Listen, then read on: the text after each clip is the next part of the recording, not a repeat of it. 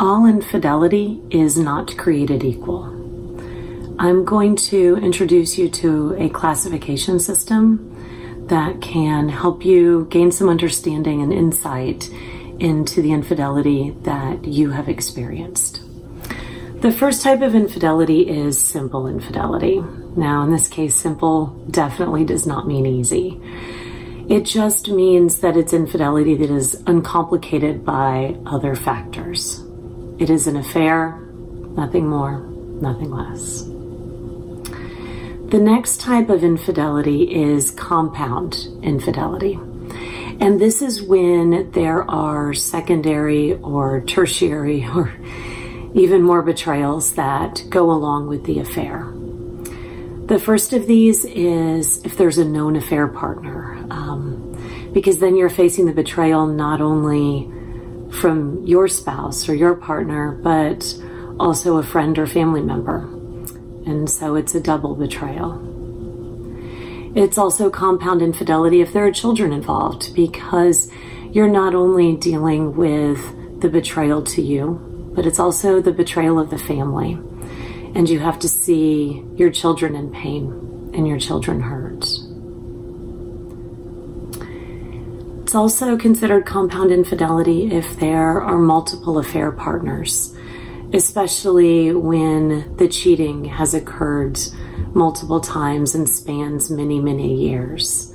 Because then it's not just trying to come to terms with a single affair, but trying to wrap your brain around how this has been happening for so long and with so many people. And then the final type of compound infidelity is when there's also financial betrayals. And again, it simply complicates matters, because now you're not only dealing with the betrayal in an emotional sense, in a relational sense, but it's also the betrayal of your very security. And that's a difficult one to deal with. In addition to compound infidelity, there is also complex infidelity. Complex infidelity is when you have the addition of factors that interfere with your ability to heal.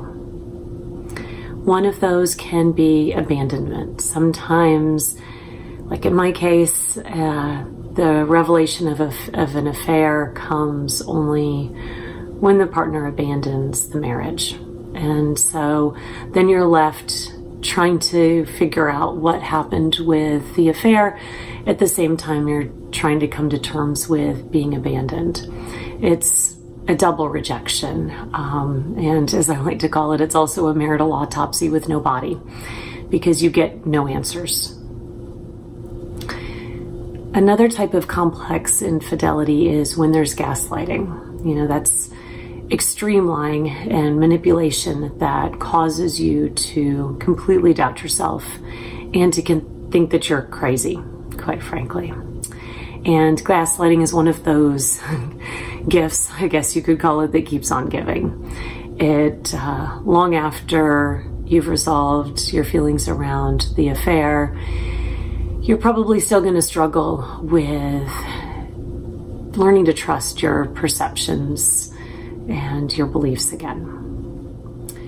Another complicating factor in an affair is when there are children with the affair partner. And that puts you in a challenging situation. On the one hand, it's really smack in your face of the reality of the seriousness of what happened. At the same time, you're talking about an innocent child or children that didn't ask for this.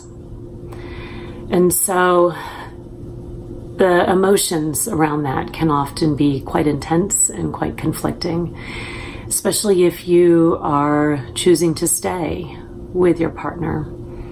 And then you have to try to figure out what role that child or children are going to play in your life. And that's a tough one.